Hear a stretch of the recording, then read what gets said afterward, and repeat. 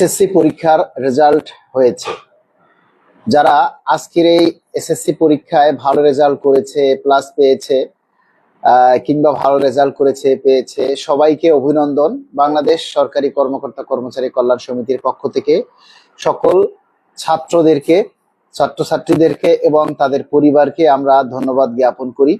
সাথে সাথে যারা রেজাল্ট খারাপ করেছো তাদেরকে বলবো, টিকটক বন্ধ করে পড়াশোনায় মনোযোগী হও।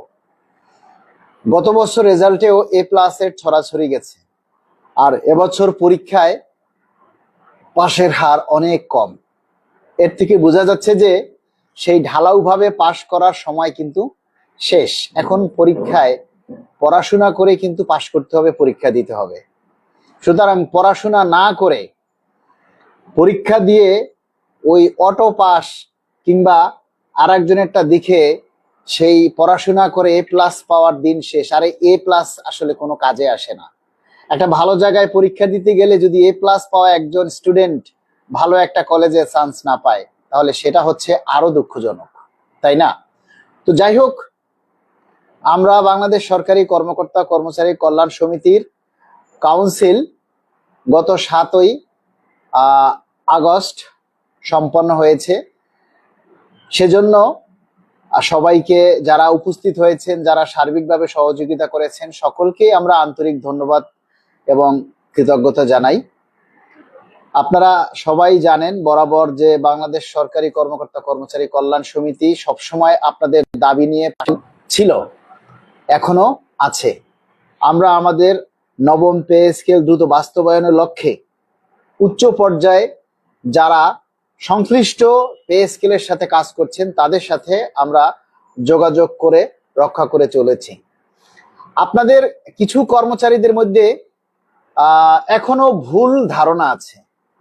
এখানে তো জুডিশিয়াল পে কমিশন লেখা, এখানে তো শুধু জুডিশিয়াল পে কমিশন লেখা।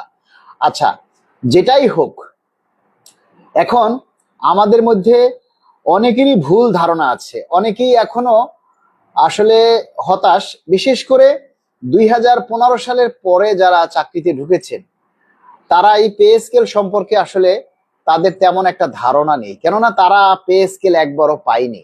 যারা পে স্কেল একবারও পায়নি তাদের এই ভ্রান্ত ধারণা। আপনারা দয়া করে আমার কথাগুলি মনোযোগ দিয়ে শুনবেন। বিষয়টা হচ্ছে, আমরা 11 বছর ধরে পে স্কেল পাচ্ছি না, এটা যেমন সঠিক, তেমনি এই সরকার ক্ষমতায় এসেছে আজকে 6 মাস চলে, এটাও সঠিক, তাই না?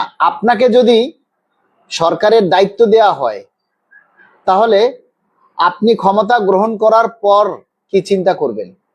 দেশের সার্বিক অবস্থা চিন্তা করবেন, নাকি ওই যে 15 বছর 10 বছর আগে যারা না খেয়ে আছে, যারা সুযোগ সুবিধা পাচ্ছে না, তাদের কথা চিন্তা করবেন? সে তো তার সার্বিক পরিস্থিতি নিয়ে চিন্তা করবে, তাই না? এই সরকার ক্ষমতায় আসার 4 মাসের মাথায় প্রথম বাজেট অধিবেশনে পে স্কেলের ঘোষণা করেছে। কোথায়? মহান সংসদে।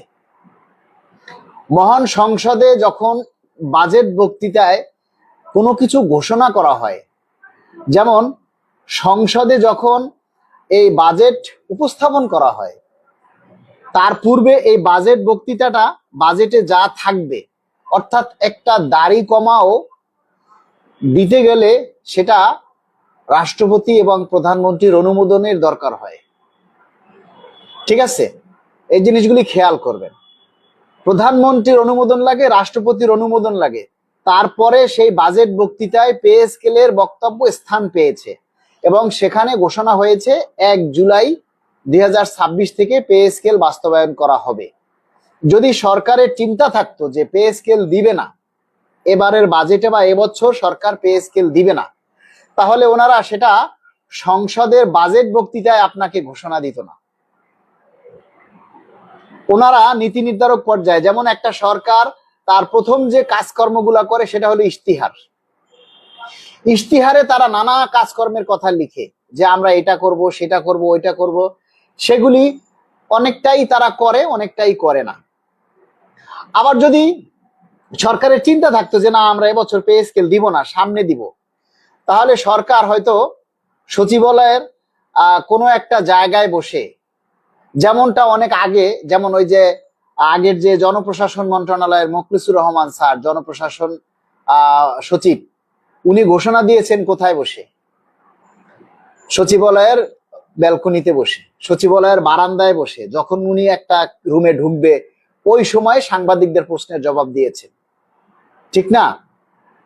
তেমনি এ সরকারেরও যদি পে স্কেল দেওয়ার ইচ্ছা না থাকতো, তাহলে ওই রকমের একটা ধাপ্পাবাজি করে এই সচিবালয়ের ব্যালকনিতে বা কোনো একজন মন্ত্রী যে কোনো জায়গায় বসে একটা ঘোষণা দিত এবং পে স্কেল বাস্তবায়নের কথা বলতো, কিন্তু সরকার সেটা করেনি।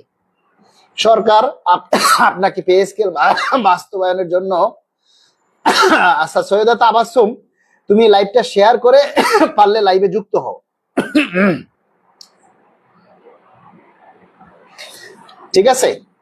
তো যদি সরকারের সেরকম চিন্তা থাকতো যে পে স্কেল আমরা এবছর দিব না, তাহলে সংসদের বাজেট বক্তৃতায় পে স্কেলের ঘোষণা আসতো না। এটা হলো আপনাদেরকে বিশ্বাস করার, আপনারা যাতে বিশ্বাস করেন সেটার একবারে প্রথম এবং প্রধান স্টেজ।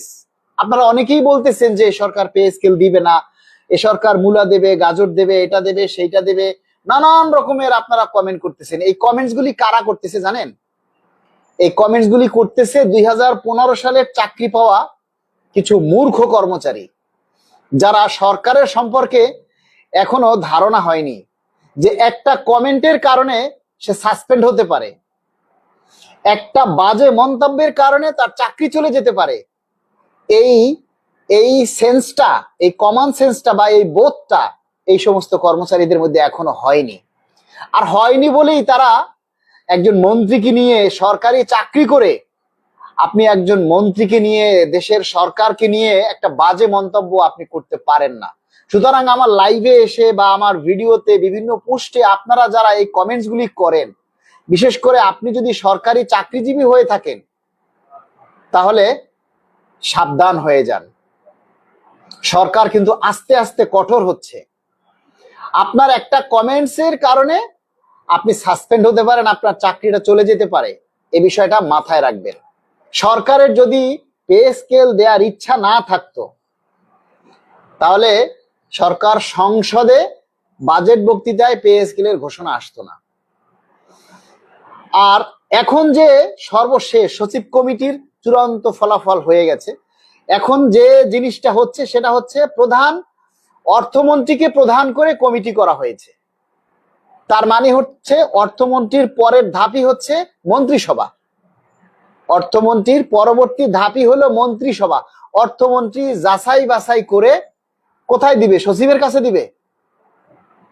অর্থমন্ত্রী মহোদয় কে প্রধান করে যে কমিটিটা করা হয়েছে, সেই কমিটি কি যাচাই বাছাই করে আবার সচিবকে দিবে নাকি মন্ত্রিসভায় দিবে?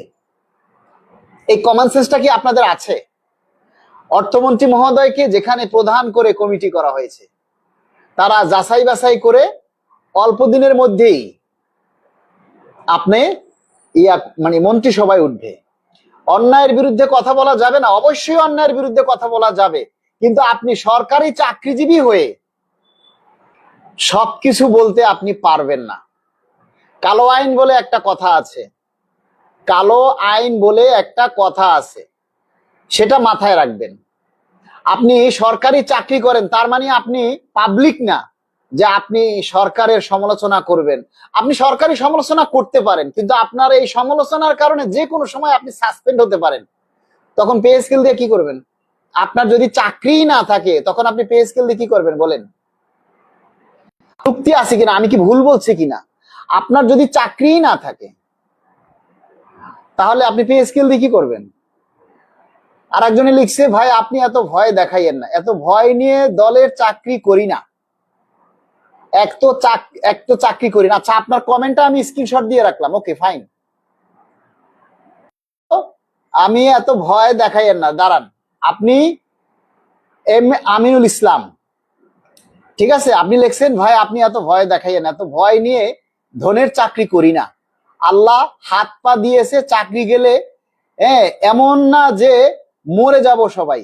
ওকে, আপনার কমেন্টটা আমি মন্ত্রীর কাছে পাঠাবো, স্ক্রিনশট দিয়ে রাখলাম, এম এ আমিনুল ইসলাম। ঠিক আছে, আপনি যেহেতু এই গালি দিয়েই বলছেন এই চাকরি আপনি করেন না, তাহলে আপনি রেডি থাকেন। ঠিক আছে, আমাদের চাকরির মায়া আছে। আমি সাসপেন্ড হয়ে দেখছি কোনো হালার ভূতের সামনে আসে না। আপনি আজকে সাসপেন্ড হন, আপনার লাগে কেউ কিচ্ছু করবে না। আমি আপনাকে ভয় দেখাচ্ছি না, আমি বাস্তব কথা বলছি। ভয় পেলে এসে আপনাদের সামনে এইভাবে কথা বলতাম না। আমি যদি ভয় পেতাম তাহলে এই সরকার ক্ষমতায় আসার সাথে সাথে এভাবে আপনাদের সামনে এইভাবে পে স্কেল নিয়ে কথা বলতাম না। আপনার আর কোন দুলাভাই আছে বলেন তো? আপনার আর কোন দুলাভাই আছে? কাকে দেখছেন এই হ্যাডম নিয়ে আজকে এরকম কথা বলতে? বলেন কাকে দেখছেন? একটা কমেন্ট করে জানান আমিনুল ইসলাম সাহেব।